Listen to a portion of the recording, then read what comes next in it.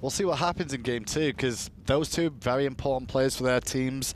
Specifically, like I said, Jeff, 3-man taunts, 2-man taunts that were very impactful, that multiple members of NRG are grouped up for, not expecting to see it coming, and you know against nothing it's going to happen. Also, I got to give credit to andinster. He has not had a stellar summer split by any estimation, despite Spacestation's really, really good record coming into this LAN. He stepped up in this game, and he has had some really bad performances against NRG during his career. He's also had some really good ones, and I think that those kind of get swept under the rug because of the narrative that Andy, you know, the land nerves and all that kind of stuff. That was a great game from him. It was solid. I think his Serqet game at the start, he didn't go aggressive early. No. He actually waited till he had his Jotun's boots online, and that's when we started to see this Serqet. At that moment in time, once he had that, he was a little bit behind that of adapting in terms of levels by about a level. Yep.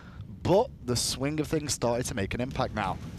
And I do think adapting got a little bit overzealous there. That last team fight, you have to keep in the back of your mind, especially when you have a Zhong Kui who doesn't have, you know, he's not a blink initiator like a warrior that can dive with you.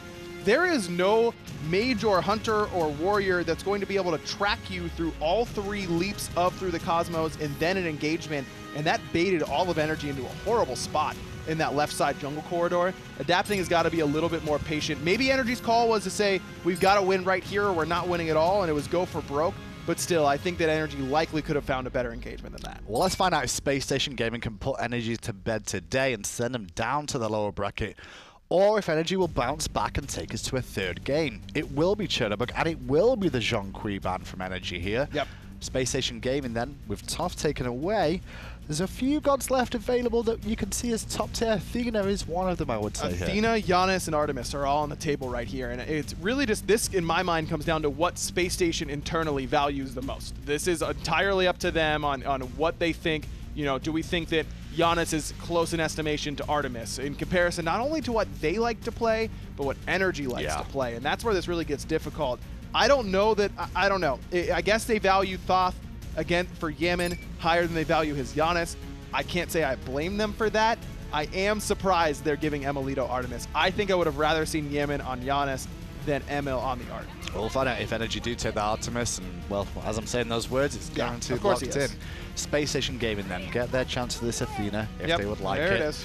And the question is, what do they take alongside it? I think you take Serqet again, most likely, and that's exactly what Spacestation is going to do. I think it's like a lot of games, you know? It's like we've seen a few games. Yeah, once or twice. You know, I've been here once or twice. I think that this combination was really, really strong, and it's also very flexible. It doesn't lock you into any one play style. It's also gods that NRG likes. It's gods that the guys on Spacestation are comfortable with. And this just lets Spacestation sit back and kind of absorb what NRG wants to do. It gives them a better idea of what direction NRG wants to take their composition, and then by extension, SSG can use that to take their composition in a direction that can counter it. Always an opportunity to see adapting, maybe go back to the gods of old that he likes to, the Mercury, the Fafnir spring to mind and certain things. Not necessarily seen Fafnir too often recently. No. But it is something that he likes to bring out on land sometimes if their back is up against it. Right now, that's kind of where NRG is at. I wouldn't mind a Mercury, of course. That's what I mean. Of course. What I'm talking about when they're backs up against it, it does seem this Chronos appears. Yep, and that should be in the mid lane though. And there's the Fafnir right away. I do think that I'm totally fine with the Chronos selection. Sure. I think I'd rather see it for emilitoo, and I think that's why NRG was hoping that Spacestation would ban Artemis, they would take the Giannis, and then give the Chronos over.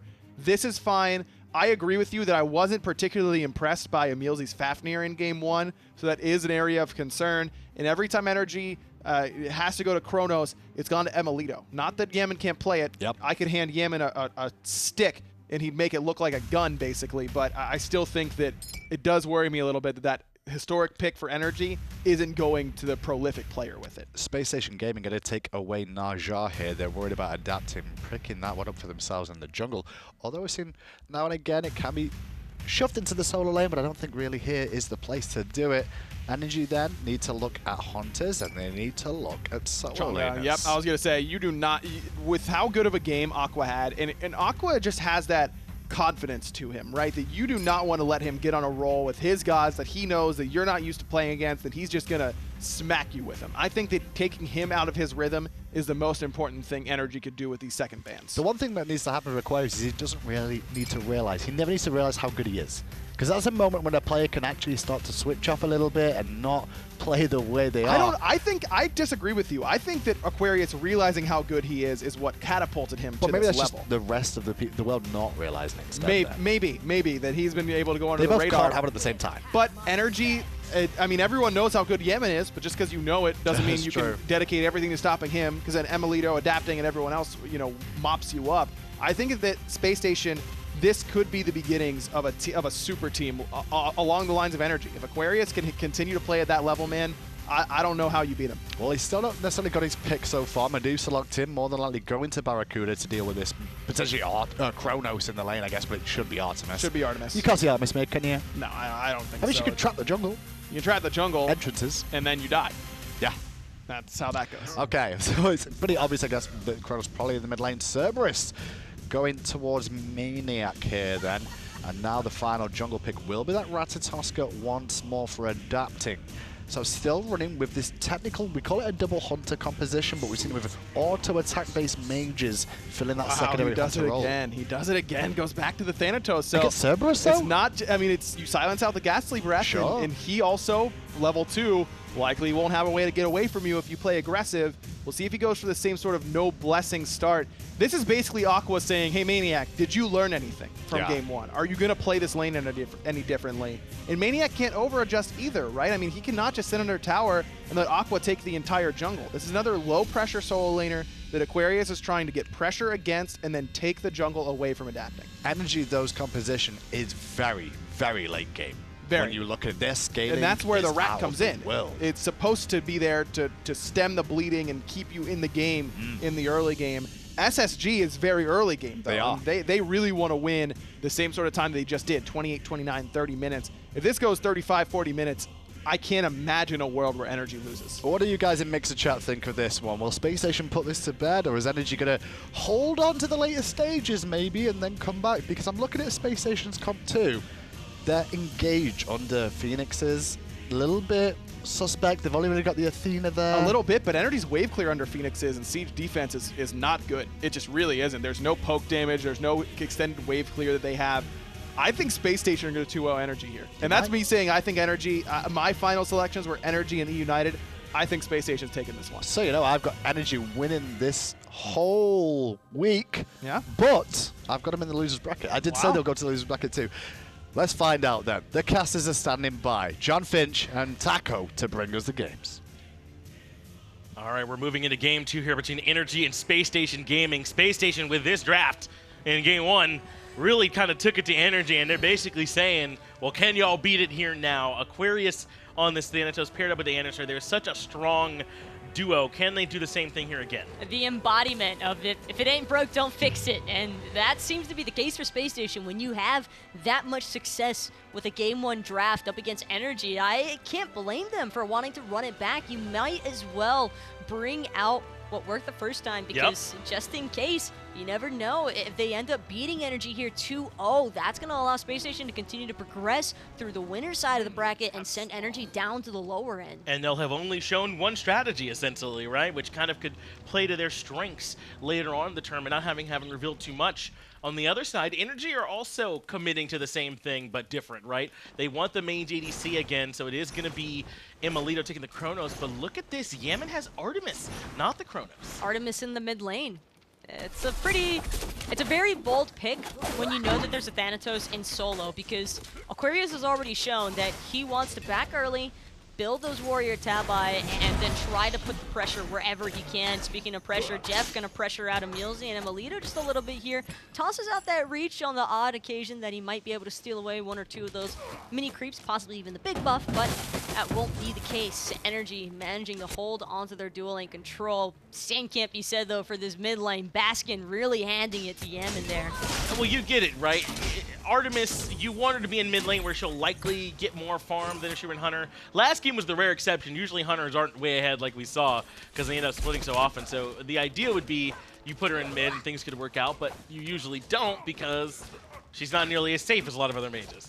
Artemis has a lot of burst, and I think that aggro hit the nail on the head. If this game goes 35 minutes plus, it's hard to imagine a world where NRG do end up losing with this draft, but the question is, can they make it that long? Because the execution factor from Spacestation, no pun intended, with the Thanatos being on the map, it's just that it's so much easier to just be effective off of playing from Athena taunts, from Serqet taunts. Even Baskin off of the Taiko drums has a possible taunt situation that could build into their team fight. And so I feel as though there's a lot more wiggle room for Spacestation in terms of messing up around an execution and then just being able to come right back at it as soon as those 10-second cooldowns are up and running. And we saw it in their last game, right? Just like what it's like when you have all those big abilities sort of right on top of one another. So we'll see if they can, you know, make full use of that here in this game when BaRRaCCuDDa was getting dove in the back line.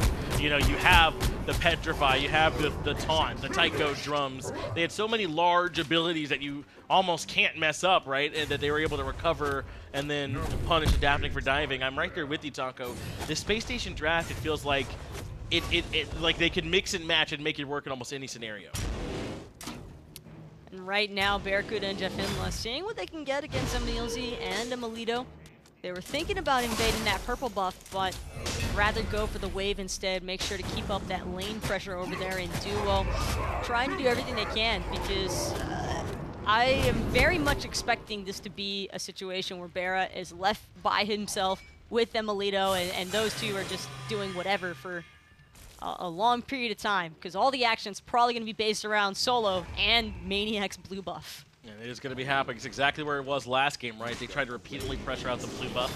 Adapting has to use beads just off the Cobra's Kiss coming out from Andy as emilZy gets taunted back in. BaRRaCCuDDa not even considering following up, so no real problem there. But adapting is going to have to be a little bit more careful without those purification beads, particularly around andinster or even Baskin if he gets those Taiko drums too. Well, especially since Andy's about to hit level 5 any time now, and with the beads being down for another 120 seconds, that's 2 minutes that Adapting's got to try and stay safe and sound away from andinster. And when you're this close to level 5 as Serqet, you know that your direct opposition won't have a free escape unless he manages to click that through the Cosmos a little bit sooner. Adapting pretty much is going to have to bank everything off of map awareness. Now, last time, remember when Yammyn was making some good rotations to come over to help out in the jungle side, or the solo side of the map, rather, but it's mostly just damage that he was bringing over on the soul. This time, if Artemis comes over, she would be dropping the boar. I mean, could that be part of what they're looking for? Does that sort of control element bring enough as the soul laners trade out ultimates? And Aquarius is going to be okay. Aquarius not going to choose to push forward any further. Nicely timed by both of these solo laners. maniaKK doing a nice job holding his zone. Certainly seems to be working out a bit better than that Jean-Qui. No, he's having a tough time with the Jean-Qui over on that solo lane side. Whether or not maniaKK can make this one work. He's also playing it a little bit different. Remember early on in game 1, maniaKK gave up probably an unnecessary death, stepping up into the wave and not respecting the early damage from Aquarius. He really was not expecting the warrior Taba to be that much of a power spike for the Thanatos, and for good reason. I mean, Jean-Qui is pretty tanky, and speaking of tanks, andinster, he wants this purple buff, and I don't think that emilZy is going to be able to stop this one, sure enough. Just going to back on the spot. emilZy going to make sure to cancel it out, but the damage has already been done. The purple buff's already Spacestations. Yeah, emilZy jumped in, but Andy didn't really want anything to do with it. He just immediately falls back as yet again, First Blood coming a little bit later in this game. It's still 5, almost and a half minutes in, and we haven't seen anyone fall yet, similarly towards that game 1. Remember, I believe it was maniaKK who just sort of gets caught out and gets soloed. This time, though, on the Cerberus, much safer, has been playing very well, and using those stuns sort of keep Aquarius at range pretty well, too. Probably would base Cerberus as more of a medium tier as far as clear is concerned in the solo lane, especially right around level 6, 7. That's where he really doesn't seem to struggle much longer. Ghastly Breath alongside of the Paralyzing Spit, more than enough to take down the wave prior to it hitting the tower line. And Cerberus, of course, as a Guardian, just incredibly tanky. So Aquarius having, I think, a much harder time in terms of trying to poke him out. Adapting is the one rotating over. Aquarius might not know. It looks like he wants to take the fight. He has Hovering Death, and he recognizes to use it in time. Defender of Olympus comes out from Jeff, so they re-engage. Up into the air goes Adapting. Still has Through the Cosmos, but they're going to fall back, not looking for any more fighting. Even with Jeff's taunt being on cooldown, he still doesn't want to chance it. Andinster are going to eat a lot of damage off of that boar and the suppress the insolent, but now it's all about EmilZy looking for the getaway, but he might not be able to find it. In fact, Shell gonna come out. Also, JeffHindla gets the first blood. EmilZy just could not juke well enough. Yammyn's here to put out some shots, Adapting here in support as well, but everyone's made it back to the tier 1. Adapting gets chunked by the Scythe, and EmilZy's the one who, unfortunately for NRG, falls for first blood. Tycho jumps Percussive Storm too much, but a nice turnaround. emilitoo rotates in between tier 1 and tier 2, and they get a return kill. No one was expecting Emil to be there, but Aquarius just a little bit too far off the mark with that Scythe. Not going to get the chunk that he wanted onto emilitoo. Was maybe hoping to force the rewind to get that Chronos ultimate out of the way. Could have been nice. And instead, they're just going to have to sit and wait as emilitoo ventures back over to the duo side. And that might have seemed like a small play, but Taco, I think that was pretty important. emilitoo makes a pretty big rotation between the tier 1, tier 2 to get that kill on the JeffHindla and even things back out. And that was the opportunity to punish, was if Aquarius could catch him, maybe force speeds, maybe force the ultimate. Instead, because that Scythe misses, that's kind of all she writes, and emilitoo gets to just walk back to lane for free. I don't think BaRRaCCuDDa was expecting emilitoo to take that pathing either. Who would have been, yeah. T2, diving in between T1 and T2 this early on, that's not your everyday occurrence. That's just emilitoo trying to take some initiative here, which you can always appreciate those early sort of rotations from hunters, especially a Chronos, considered to be such a late game character. But if you can make an impact in the early, why not? Yeah, he does still provide a little bit of utility for the team, or at least some control for the team in the terms of that stun that he can provide on his ability. Yeah, I was going to mention last time Aquarius elected to go not with the Ankylo here in this slot, with the Runic Shield, but the Ankylo can be very nice with that silence up against this Cerberus. And that's exactly why we see the Ankylo over the Runic Shield. Runic Shield's nice because it takes away the magical power, and Zhonghui clears the wave differently, but for a Cerberus, if you try to use that Ghastly Breath, you're just going to get silenced right out of it. Definitely. Some nice adaptation from Aquarius. So it's not just copy-paste with this build, even though the comp very much the same. You got to make sure that you're paying attention to exactly who you're against. Play slightly differently, build a little bit differently as well. Aquarius clearly well versed in this strat, doing it in multiple ways, and we're seeing that happen early on here. Another thing to note also about this Chronos matchup is that because of the fact we saw the Hunters left alone for so long in the duo lane, that's an ideal situation for a late game character like Chronos to be in, because that's all just free farm. I think that's why we see emilitoo trying to build into what I believe is going to be a Warlock staff here in a moment. Next chance he has to back, probably just trying to acquire all the gold for it. He won't be able to defend that purple buff all by himself, however, and we can see the rotations happening now from NRG, but BaRRaCCuDDa lacerating on out of there, trying to create as much distance as possible. emilitoo's going forward aggressive, looking for BaRRa. Got to be careful with JeffHindla right here. Petrify comes through, but Rewind goes off in time, so emilitoo is able to get right on out of there after going in aggressive. Not able to force out any beads. Looks like Sprint did have to be used, though, from JeffHindla, so maybe a bit of a win there for emilitoo.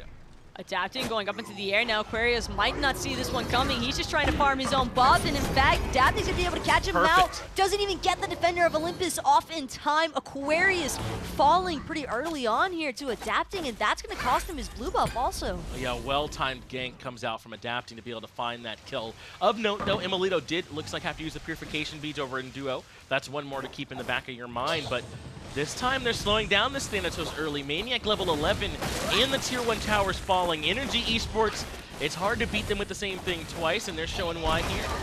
NRG in general, it's hard to beat them twice in a row. It That's a good doesn't point. even really matter the draft. It's just teams have said for years now, the more you play them, the harder it becomes, and I think that's another reason why Spacestation, if you ask them before this match started, how are you guys feeling about this one? I mean, obviously they're confident in themselves and their gameplay and their mechanics, but it does take a little bit of a toll taking as many losses as they have against a team as established as NRG. Yeah, one of the hardest matchups in Smite here is JeffHindla is in some trouble. emilZy goes up to Draconic Corruption, but Yammyn undeterred finds the crits and brings down Jeff early. emilZy is going to be the target. andinster target switches for last breath onto him, but the execute from Aquarius not going to land. emilZy makes it out, and the return shot's adapting. Gets Aquarius as well. A bit of a nightmare in the middle lane now as NRG turn it around. Aquarius didn't want to commit all the way onto Yammyn despite him being in the execute threshold, just didn't feel comfortable there. Thought maybe if he gets the stun off on time onto emilZy, they could take out this Fafnir and he would still get the heal off. Instead, adapting, just completely shutting everything down. He got caught up in that stun also. It just didn't really seem to make that much of a difference. Great turnaround. Before that big fight in the middle lane, I was going to say the hardest matchup in Smite, or certainly one of them, is anybody playing NRG after a loss. It just feels tough, doesn't it? They always manage to bounce back in a really strong way. Maybe they just come in angry. And Yammyn kind of showing some of that, coming in with the Artemis in the mid lane, getting some nice big shots early on to turn that one around. I mean, just really impressive. We were concerned that maybe this pick wouldn't have enough mobility, but hasn't seemed to be a problem for Yammyn. As long as he can make the big crit plays happen, like what we just saw. Speaking of which, adapting, looking to go in onto Aquarius one more time. This Ratatoskr pick, Aquarius needs to get up into the air, but he won't be able to escape. That's another quick death onto the solo laner, but Baskin returning fire onto Yammyn in the mid. Sorry to cast or curse you there, bud, but Yammyn ends up getting caught out in the middle lane right after I said how well he's been playing and avoiding getting caught out, but this time it looked like it was a heavy commit. Baskin there along with andinster, even JeffHindla. So yes, Aquarius pays, but they get the return kill. But if this tier 2 tower goes down, that's a pretty big grab for NRG Esports. That 1,500 global gold going out is really nice. And maniaKK now teleporting. They want to come defend. They're worried about Gold Fury going down, and I think they're right. emilitoo's on his way. emilZy here as well. Taiko drums come out and Spacestation grab it. Spacestation grab it, but will they be able to survive after the fact? Nice the answer is no if your name is BaRRaCCuDDa. He's going to end up falling there to the likes of emilZy as emilitoo now with a nice rewind just to get his full HP bar back in time. Looking for andinster over there in the dual lane. Actually going to manage to catch him out, but won't be able to fully commit just yet. Instead, mostly looking to heckle Andy, just stopping him from backing a little bit longer.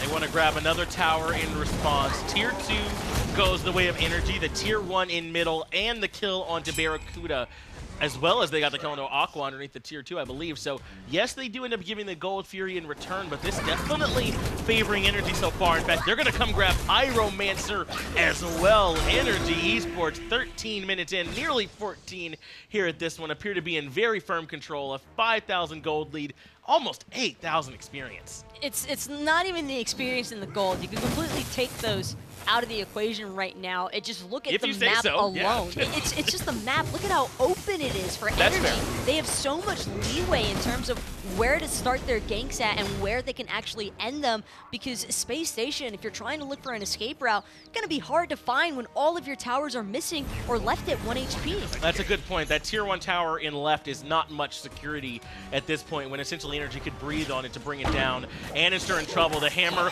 into the stun. andinster is going to try and drop down the last breath, but immediately getting chased out by Through the Cosmos. Not going to land the stun. Cobra's Kiss is good for Peel, so andinster will make it back out. A lot committed from NRG to not find the kill. Baskin over the wall also, just kind of letting emilZy and adapting know that he's close by and ready to jump into the action if need be. They will manage to defend their red buff successfully. emilZy probably trying to toss out a hammer just to see what he can get, but doesn't even waste his time after realizing that it's already been dropped. But still, every objective has gone in NRG's favor outside of that one Gold Fury, and even after losing the Gold Fury, it didn't really make that much of a difference because they still got a T1 tower afterwards and a kill. And this time, NRG, not only are they winning here in this towards the end of the laning phase as we approach mid-game, But they've got a very strong late game, too. The stun comes out. Andinster already low, heading right towards emilitoo. But emilZy and the rest of the squad, they'd rather target JeffHindla as he falls early on. Tycho Drums is down for Baskin, but be careful, maniaKK is right behind you, and BaRRaCCuDDa's in trouble as well. emilZy's an execute threshold. Aquarius goes up, but dare he come right back down. BaRRaCCuDDa falls. Aquarius does get emilZy. Oh. He even finds a double kill, but maniaKK takes down Baskin. But look at andinster in the back. He found Yammyn. That's Everybody huge. was so distracted by Aquarius making such a great play that they completely forgot the Serqet is still around. Aquarius now trying to run away. One paralyzing split will do it. Not sure that maniaKK's going to be able to connect. Aquarius got to put his juke shoes on. Jump comes out from maniaKK. Silence here. Death Sight for the heal. Lets him live for the moment. The silence interrupts Ghastly Breath. He jukes a little bit longer, but tier 1 tower goes down. emilitoo gets Aquarius. Overall, I believe that was 4 for 3. As 3 members of NRG died, as well as just about everyone for Spacestation. JeffHindla only just respawning. Aquarius just didn't have an option to try and pan over to the right. Would have been cut off too well there by emilitoo, and so he bought as much time as he possibly could. His team will be able to respawn, so they're not going to be that down and out from the engagement. And in fact, Aquarius probably saved that entire team fight, Yes. picking up that double kill. Well, in game 1, it was Aquarius and andinster, and it appears to be that same way here in game 2, because that fight had energy written all over it. That looked like it was going to be free for them.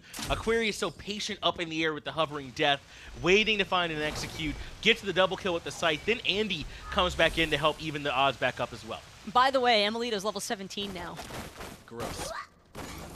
It's just incredible. It's like silent but deadly, legit, because emilitoo has just been quietly farming away on the backside, no one really paying him much mind. And the second that you come into the team fight, you notice his presence almost immediately. He makes you realize that he's there because his damage has been outstanding in a lot of these engagements. Yeah, but the top of the player damage charts about 2.5 levels above BaRRaCCuDDa on this Medusa pick, level 15. Yeah, you just saw emilitoo go to level 18, so quite a bit out in front is emilitoo here right now, and he's not alone. maniaKK still holds a hefty experience lead over Aquarius, as does adapting over andinster. Elsewhere, it's relatively even, but NRG have been playing much, much better here in this second game. Taco, so far, I mean, what has been the big difference in the way they played? Is it just Aquarius not off to the early start? The shutdown factor in solo. And this was a very methodical They're all time in. period. Speaking of which, maniaKK now tries to use the Stingy Torment to get away, but they're just looking to put him into that execute threshold. Sure enough, there's the anti-heal from the last spread, but it's going to cost them the Gold Fury. Spacestation now trying to barrel down this solo side and look to take whatever they can get before the rotations come through. What's going to be the response here from NRG, as they certainly will lose this tier 1 tower. emilZy wants to come stop the backs, it looks like, with the hammer, but the rest of NRG are just going to aggress down middle lane. Baskin has to run away from adapting. The rest of NRG are pushing down the tier 2. The taunt comes out, adapting can't quite find Baskin, who goes up to the Tycho Drums with the turnaround. Meanwhile, BaRRaCCuDDa finds emilitoo. Yammyn can't get the trade on the BaRRaCCuDDa either. There comes out the shot. So finally they get one more, but NRG don't handle this very well. andinster, though, he's got the tower aggro. He's barely going to manage to survive. emilZy still looking to give chase, perhaps, but Aquarius just has no mana left. And he knows that that speed buff is available, wants to take it. But emilZy, he's the one with the blue buff around his waist. He's the one with all the mana in the world, and now he's got maniaKK teleporting into his mid lane T1. He wants to try and come and grab these low health targets, blink in from the Ghastly Breath, but andinster able to jump away. Aquarius with low health, low mana. Stygian Torment brings him back in, but JeffHindla is on his way to try and help. Jumps over the taunt, still chasing, but the body blocks from JeffHindla are not enough to interrupt the paralyzing spit, and Aquarius will fall. Beautifully played there by maniaKK, jumping over the taunt and then making sure to not miss. You've got one chance, and you've got to make it count, and that's exactly what maniaKK did right then and there. All 5 members of NRG have now respawned, and that was still an incredibly huge pickup play from Yammyn in the mid lane. BaRRaCCuDDa did everything in his power to try and defend against those two, split pushing down that T2. And it worked out, but at the cost of his life and his actives. That play was huge for Spacestation Gaming to make things even back for them. Remember, that was them all in committing onto maniaKK. They grab the tier 1 and they defend in the middle lane. Now NRG want to try and find a bit more up in the air, is adapting, trying to force the issue. Instead of landing on the BaRRaCCuDDa, though, he rejoins his team. That's through the Cosmos, expended without much gain. Really thought he was going to fully commit there, but instead they're just trying to play zone duty because it's a fire giant that's already down underneath half health. This is going to be quickly burst away. If Aquarius trying to jump in to stop this from happening, Yammyn's already gone down from andinster. Baskin picks up adapting, and Fire Giant still 10 HP. Spacestation takes it. emilitoo is able to get BaRRaCCuDDa, but what are they going to pay is the question. In comes Baskin over the top. He is low on mana, does get the progressive storm off, and that's enough to remove emilZy. maniaKK and emilitoo, the only two standing. Aquarius low on HP in the backside, but no one's going to be able to help maniaKK. Not here up against too many members. In comes emilitoo, but Baskin with the Thunder Crash takes down the dog. And the beads. Not sure if that was a fat finger or intentional. It might not even matter. emilitoo now trying to get away. Gets caught in the Cobra's kiss. The damage is too much to handle. Full on Dia's side for Spacestation into NRG. This is their winner bracket on the line here for NRG. If Spacestation wins this game, Finch, they are the ones progressing. That's right. They would move on, and NRG would drop down into the lower bracket, and they could potentially be facing elimination once they get down there. Spacestation Gaming have been behind. I mean, look at the charts, essentially the entire game, but these last 2 or 3 team fights have tremendously gone their way, and they don't always go their way right from the beginning. NRG kind of forced that Fire Giant, and Spacestation just answer back in a big way. It was the combo from Aquarius and Jeff that ultimately ended up saving that, because I don't even know if the other 3 members from Spacestation being zoned away by adapting and maniaKK were really all that aware that the Fire Giant was being actively pulled. Spacestation kind of just took a gamble inside of that pit, and it was either someone was walking away with Fire Giant, and the fact that they could get 2 kills on top of it, there's just no coming back from that as NRG in that moment. Now they're just going to have to play around their own tower defense. And there's a lot of towers up for Spacestation to try and take if they want to add a little bit extra global gold to their pocket. The gold lead at this point has been all but normalized. Experience has been normalized as well, as emilZy gets taunted back in. maniaKK goes for the Stygian Torment that does control too, but Aquarius hovers up above the fight, surveying his kingdom, and he comes back down on top of maniaKK. Adapting, going to take his turn to sit up in the clouds, but there's no one that he really wants. He'll come join everyone else. Spacestation Gaming now have the chance to re-siege. 2 of the primary team fighting ultimates, though, from NRG immediately wiped away, and this siege has only just begun. T1 tower, everybody knows that's going to fall in 2 seconds. T2 tower, we'll give it 3. And now, mid-Phoenix, probably not going to be pressured just yet. Spacestation still giving plenty of respect towards his NRG team. Now Spacestation going to grab the tier 1 and likely tier 2 over duo as well. They had to give up a couple ultimates. Looks like the Tycho drums and Hovering Death had to be used. Andy still has Last Breath. Bear still has Petrify. emilitoo has the Rewind. Yammyn has Caledonian Boar. So a lot of tools available to both. But NRG aren't just going to sit back and wait. They're aggressing. andinster's here for the defense. Had Magai's Cloak still available, they might try and force down this tier 2. No, they're going to back instead. They're giving up the Ghost. But andinster, he won't let them. He gets away with his life and interrupts the backs. Yammyn is going to grab this tier 2. But with Sprint coming out, Spacestation Gaming want the Phoenix on the left-hand side. And they're going to try and take it. Everybody's here now, however. Stygian Torment going to manage to catch Aquarius. Jeff trying to get that Defender of Olympus for the damage mitigation, but now they've got to turn tail and run and hope that Yammyn doesn't cut him off in the process. It's NRG who are the ones surging forward. BaRRaCCuDDa on the right-hand side. No mana and no tools available to keep him alive. Aquarius goes up for the Hovering Death. Aegis lets him immune the damage, but emilitoo has too many shots coming out. JeffHindla is low now, and emilitoo has blood in his eyes. Yammyn's the one that takes down JeffHindla. Baskin needs help on the left-hand side. Goes up into the Tycho drums, but adapting is up in the tree and finds the knockup perfectly timed, and everyone else there is follow-up.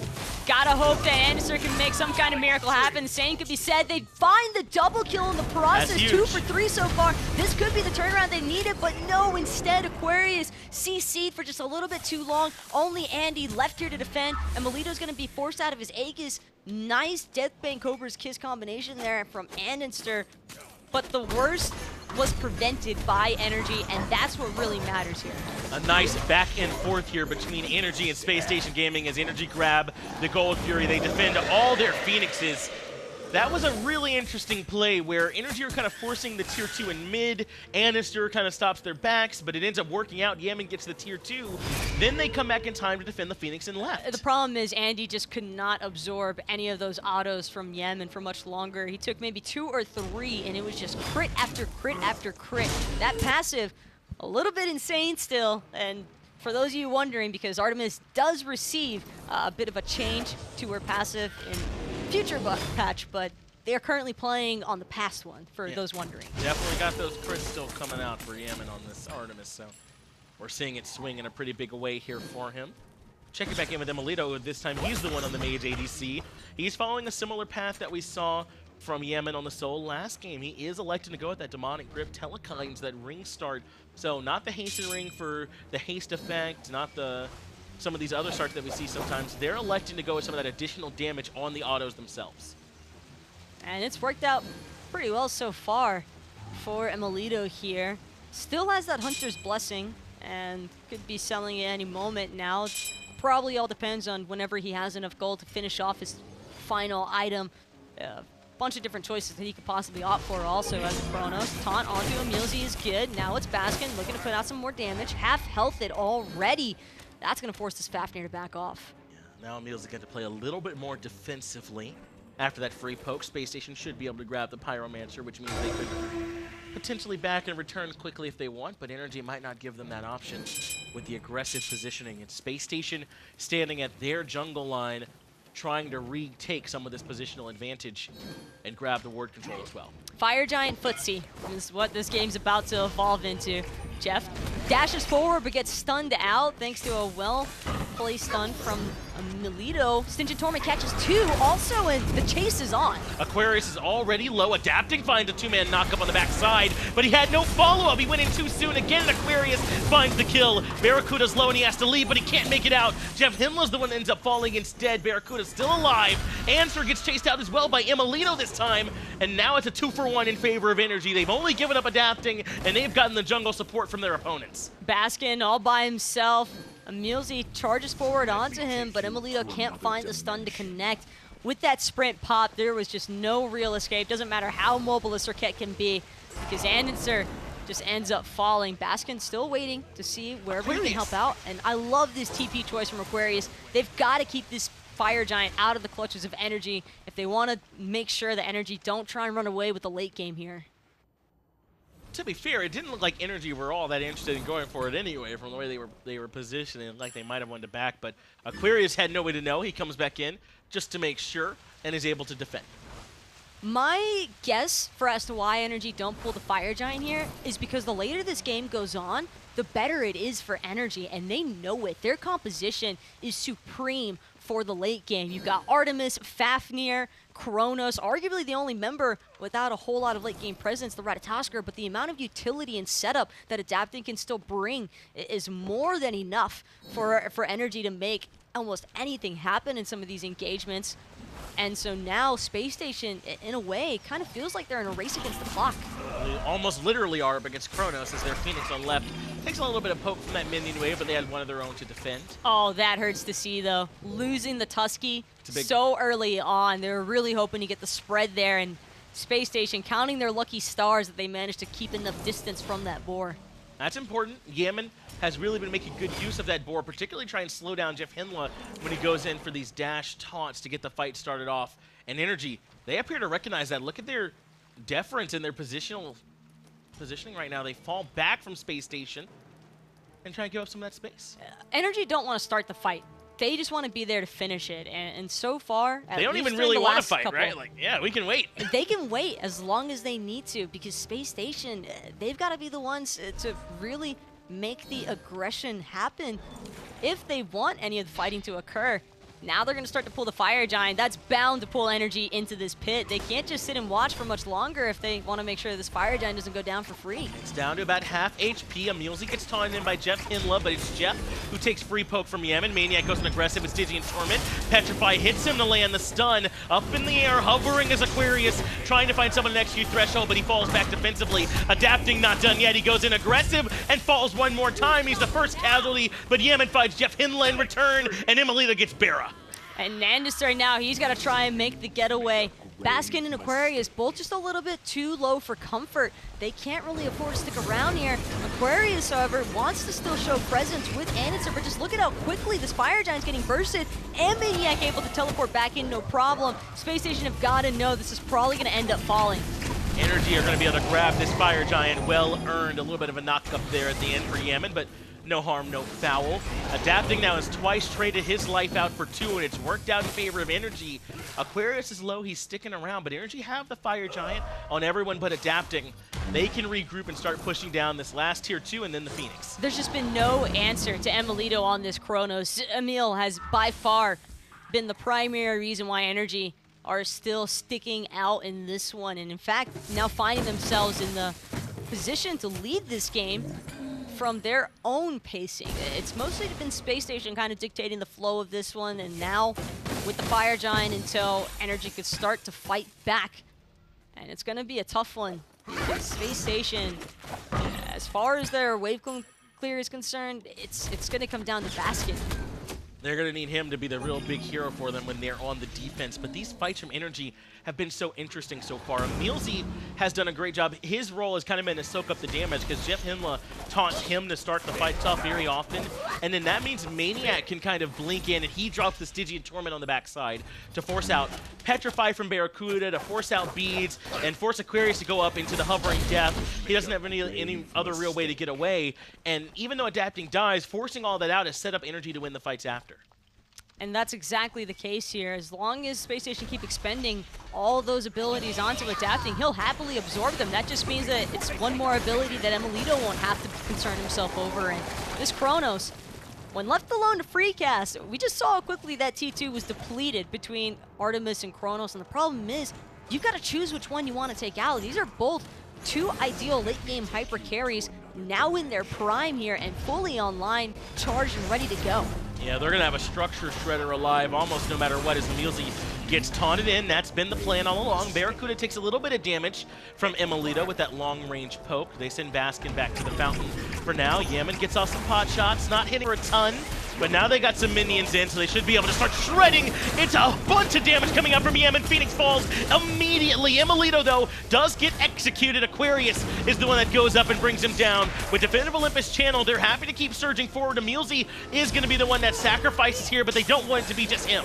Oh, they're trying to catch maniaKK. Also, andinster does manage to connect with the Cobra's Kiss and the dash forward. Aquarius now blinking forward. The entirety of Spacestation looking to just keep chasing maniaKK. If they can find this 3rd kill, they can maybe look to shut down the mid lane. Cerberus does get taunted back in, and Aquarius is the one that ends up finding that kill. Yammyn on the left side backs. Looks like also going to make it safely out is Adapting, so it's up to those 2 to defend up against all of Spacestation Gaming. It's 25 more seconds for emilitoo, 27 more for emilZy, and then they can defend. NRG have to hope they didn't give up too much. It was obvious that Spacestation have been very aware of this Chronos being the problem. Full commit onto the Chronos. Aquarius even expending that execute. They will be able to trade out for this mid Phoenix, and they've got to make sure to get out quickly, because if they stick around for much longer, NRG could very easily look to 180 this. This game stays about as even as they come. The 33-minute mark, 21-21 in the kills. Phoenix for Phoenix, though they were in different lanes. These teams continue to trade it out. But we saw just how easily emilitoo could shred these structures when he was able to step forward and get a few shots. I believe that is why he ends up falling. He kind of steps forward aggressively to make sure the Phoenix dies, and it costs him his life. NRG ended up giving a Phoenix in return, but they're the ones with this big powerhouse Chronos with the Ratatoskr and a ton of power. What I'm taking note of, Finch, is the fact that both sides now have a very clear opening. One team fight could very well spell the end of this match for either side. It all depends on who ends up losing 2 or 3 members first, because it's either going to be the left end opening or the mid lane opening for Spacestation, and whichever way you boil it down, it should be a pretty exciting ride. If you're NRG, you've got to try and figure out what to do about Baskin. 32,000 player damage. He is way up at the top, and he's in his own stratosphere. 10,000 out in front of emilitoo right now. They can't afford to have that continually free casting in these team fights, but what can you do? Aegis and Beads upgraded, the Thunder Crash to get away, Tycho drums, so you can't control him as easily. It's not an easy task to take him down. Well, this next Fire Giant, Finch, will be a good chance to decide how easy or not easy it is, because Sure. There's bound to be yet another team fighting brawl taking place here in a few moments. And with 20 seconds left on the clock until emilitoo has that Aegis up and running again, you can just expect NRG to sit back tight until he's ready to go. Yeah, they don't want to fight while he's still slightly vulnerable. but they are positioned aggressively around this Fire Giant. They've got the vision control. Aquarius is still in mid lane, making sure that gets pushed up. Remember, that is where they have their advantage, their fire minion wave, so they want to keep that pushed up as far as they can. Just look at that attack speed from Emil. Gross. It's disgusting. It doesn't even have the hasten, but with that movement speed, off of the second ability there for Chronos, he's able to chase down just about anyone. Also got to keep in mind that there is a fully upgraded Heavenly from EmilZy that he's been using very effectively.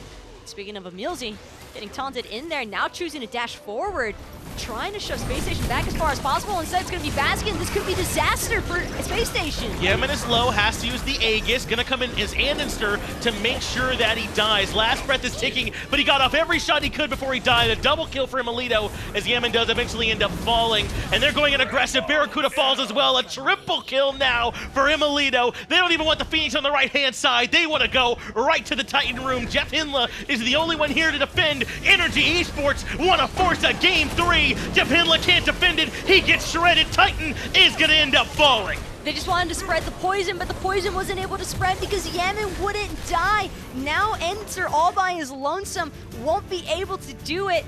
That's going to spell game 2 for NRG, and just like that, this is all tied up one more time, Finch. Back to the drawing board if you're on the side of Spacestation Gaming.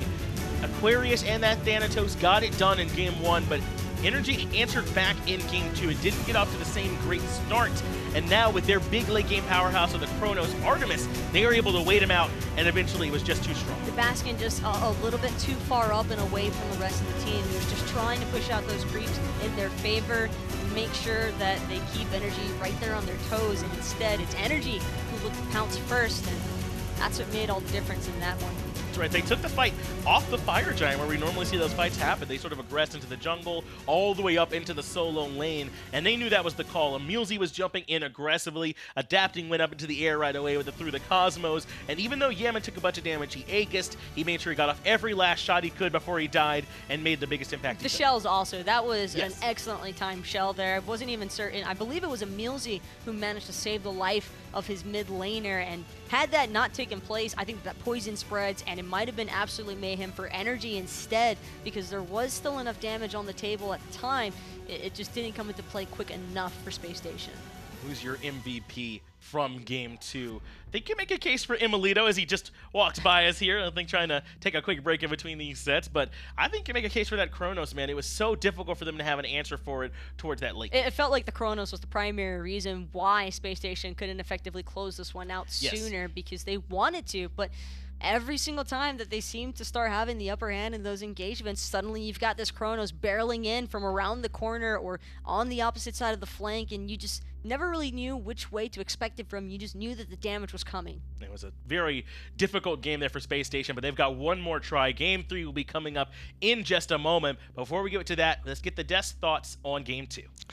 Thanks, guys. Yeah, well, we've been around the block a few times with NRG, and yet still people seem to be surprised when they come back after a rough defeat to, well, put the pressure back on and show just how good they are. Do you think, I tweeted this earlier, do you think that NRG even ask Emil what he wants when they're on the verge of elimination or losing a set, or do they know that he just should take Chronos? I have a feeling with how this composition was put together that they locked in Artemis because emilitoo wanted it, and then they went, oh wait, we're losing, just get in Chronos, and Yammyn will take it mid lane. Man. It worked. It's absurd. It's absolutely absurd. I said it before the last game. I'll say it again now. emilitoo is the most clutch player in the history of competitive Smite. If I have to win one game and we're about to lose a set, that's got to be a stipulation here. Give me emilitoo first pick overall free. This dude steps up better than anyone else in the league. 27,000 player damage, highest in his team. Not the highest in the game, though. That'll go to Baskin, and he will be the MVP for this particular game on the Chronos. But it was an interesting game in itself. I mean, NRG got off to a very good tear at the start. They got a 5k gold lead, 2 towers down in the right-hand lane, a lot of focus on Aquarius. And then around the Fire Giant, there was a couple of hiccups from NRG. In the next minute, Spacestation in the lead with the Fire Giant looking to pressure. Man, this game was really, really close. It was very back and forth. I mean, even this fight, it could go a million different ways if Baskin survives for another half a second and he kills Yammyn, but if andinster maybe can wait a little bit or get in there a little bit earlier and kill him a little bit earlier. Problem is, no one's looking at emilitoo, and he's the late game Chronos. I mean, that is a triple kill where Emil just gets to see everything come to him and take his time, and the focus just wasn't there onto emilitoo. This was a good effort by Spacestation. I think they just got a little bit overconfident from game one. They drafted a very similar composition to what they had in game one, the same composition to what they had in game one, and it's just not as good against what NRG had. I think Spacestation got a little bit too caught up in just saying, hey, as long as we do whatever, we can ignore what NRG's going to do. That's not the case. You have to respect what NRG's doing. I think the Thanatos was there as a specialized pick against Zhonghui, and then got picked again into the Cerberus, and without getting a lead, Aquarius wasn't that dominant force. He was still excellent. He was still huge in that game. He basically saves the game earlier on with that play around Gold Fury that kept Spacestation in it longer than they probably should have been, but still, I think that Spacestation has got to try and adjust a little bit. A real battle from these two teams. Neither side wanted to go down to the lower bracket. Obviously, best of 3, so only one more game this time round. Doesn't mean they're out of the competition, but things do get a lot trickier. The two solo lanes so far. Game 1, Aquarius had his way with things. maniaKK game 2 had a pretty solid time. The Cerberus stepped it back up with better support from adapting though. Much better, but I will say these two have had pretty solid sets overall. maniaKK obviously a really rough game 1, a very good game 2, sort of opposite there for Aquarius. Adapting has not impressed in game 1 or game 2 of this set, whereas andinster has. I think andinster has been the most consistent performer so far alongside Baskin on Spacestation, and that is, I think, a good sign if you're rooting for SSG here and you're rooting for NA, that Andy has looked this consistent and that adapting has not had those game-changing plays. It just shows the depth of NRG's actual player pool, not just god pool. To have someone like adapting not necessarily have the greatest time of things. You can see by the KDAs in their own. You can see a bit of a difference between the two there. But you don't necessarily need adapting to go off all the goods because you still have the other members to rally round. Talking about